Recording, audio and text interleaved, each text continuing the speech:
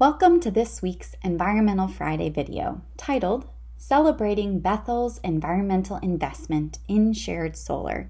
This video was prepared thanks to David Canuti and myself on behalf of the Caring for Creation team as part of our special series this month. My name is Ashley and I will be talking about MG&E's shared solar project that Bethel is a part of. You'll have the opportunity to celebrate Bethel's involvement in this shared solar project this Sunday at 10 a.m. following the 9 o'clock service in the Bethel parking lot. We hope that you can join us. Let's begin our presentation today by understanding how shared solar works. First, customers have the option to buy into the shared solar program, just as Bethel did. Next, the energy that's generated from the solar panels is delivered back into the community grid, which is responsible for meeting our energy needs. Finally, those who participated in the shared solar project get a portion of the energy back based on the number of shares they have purchased. The shared solar program that Bethel is participating in is not the first of its type. It was preceded by the Middleton Municipal Building Shared Solar Project of 2017. These efforts have been prompted by the goals that MG&E has set to reduce its greenhouse gas emissions. Initially, this goal was set at a reduction of 40% of greenhouse gas emissions by the year 2030. That's now been increased to a 65% reduction. MG&E has invested in large-scale wind and solar projects with other utilities, but to reach its goal, it has partnered with local governments and its own customers to mount additional projects beyond its capital resources. As mentioned, one of the first of these projects was to put solar panels on the roof of the Middleton's Municipal Building in 2017. This project had a 0.5 megawatt capacity and was fully financed through shared solar. Those customers who financed shares of the project then received a renewable energy credit on their electric bills and a long-term fixed price for that share of their bills. The concept was to give everyone an opportunity to participate in solar, even if they did not have the space, funds, or the opportunity to do so. This program was well received as it quickly sold out to over 300 investors. Because shares for the first project sold out quickly, MG&E launched a project 10 times larger, a 5 megawatt project at Maury Field, which is the Middleton Airport. It went online in August of 2020. The Middleton City and School District bought 30%, and shared solar customers have fully financed the remainder of the project this June. Bethel was the third largest community investor. Let's take a closer look at this project and how it's impacted the community. The next phase of shared solar is being built at Middleton Airport.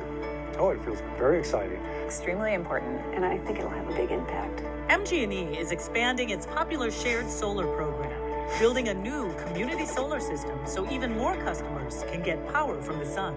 A lot of homes are going to be powered with clean energy. About 3,000 homes. That's quite a bit of energy. Enough electricity to serve all of the city buildings like City Hall, the library, the senior center. The first phase of shared solar sold out quickly when it was launched in 2016. I'm feeling really grateful that we were able to participate in the second wave of it. It's easy and it's local. I had no excuse. I had to jump in and do it. And this time, local businesses can also buy in. Having community support is so important to this project. To have ambitious goals, we need big partners to make it happen. Expanding the shared solar program moves the community towards MG&E's goal of net zero carbon electricity by 2050. It's like the perfect blend of something that's done for you and you're doing good for the community. It's an awesome time to work on a solar project.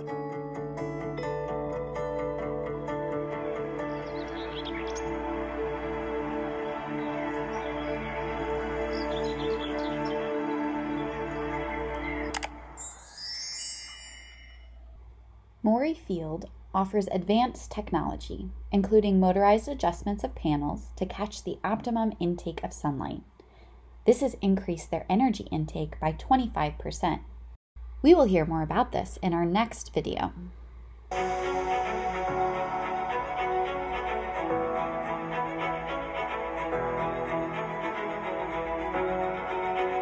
Well, we have over 17,000 solar panels here on 21 acres of land on the airport property. And the plant is rated at 5 megawatts AC, so it can produce 5 megawatts AC in the middle of the day during the peak times. This system is directly connected to the MG&E distribution grid. This will serve our shared solar customers, the city of Middleton, and the Middleton Cross Plains Area School District.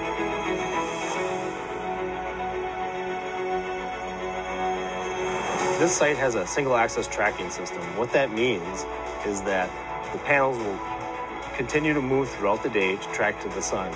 The trackers have motors underneath them that actually move the panels. They have their own power through solar, and they also have sensors that know where the sunlight is so they can track to the sun. That means that this plant will be more efficient, and it also reduces the possibility of ever providing glare to any of the pilots. The collection system here, it's a series of cables, the red and white cables that are here, go over to the inverter. The inverter consists of electronics that take the DC and quickly switch it to turn it into AC. The electronics ensure that we maintain good power quality.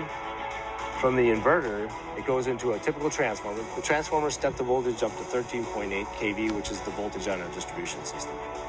This site communicates with our MG&E EMS system. The EMS system is our energy management system. MG&E is able to see exactly what this is producing at any point in time. And sometime in the near future, our customers will be able to look online and see the amount of energy that this plant is producing. You'll note that the panels have an anti-glare coating on them. That helps to both improve the efficiency of the panel by collecting more light and directing that towards the photovoltaic cells. But it also reduces the glare that the pilots would see. I'm really excited about this project. It's the largest project that we've built so far. It's right in the Madison area. It's good to have the power right near the customers that you're serving it with.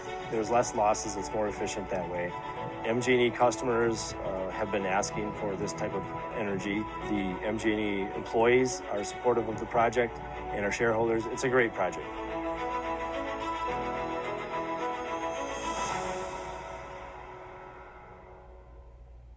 Let's consider Bethel's involvement in the shared solar program more specifically.